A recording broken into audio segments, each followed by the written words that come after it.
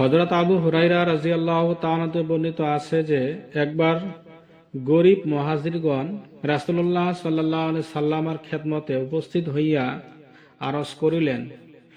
ধনীগণ উচ্চ মর্তবা ও চিরস্থায়ী নিয়ামত সমূহে লইয়া গেল। তিনি জিজ্ঞাসা করিলেন, তাহা কিরূপ? তাহারা বলিলেন, তাহারা আমাদের ন্যায় নামাজ পড়ে, আমাদের ন্যায় রোজা রাখে, অপরন্ত তাহারা সদকা খয়রাত করে, আমরা তাহা করিতে পারি না। তাহারা গোলাম আজাদ করে, আমরা তাহা করিতে পারি না।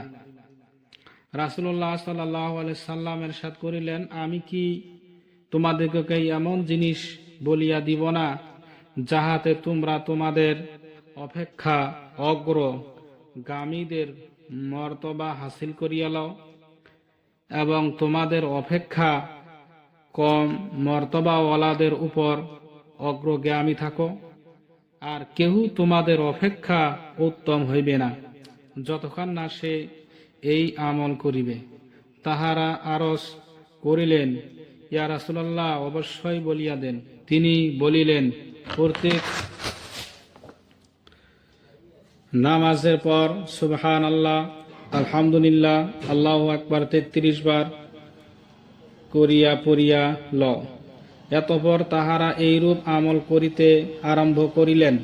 অতঃপর ধনীগণ রাসূলুল্লাহ সাল্লাল্লাহু আলাইহি সাল্লামের এই ইরশাদের কথা জানিতে পারিয়া উহার উপর আমল শুরু করিলেন।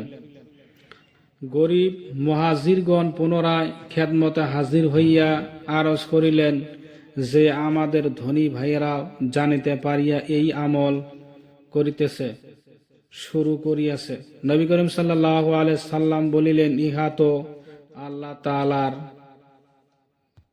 মেহেরবানি, যাহাকে ইচ্ছা তিনি দান করেন। মুসলিম।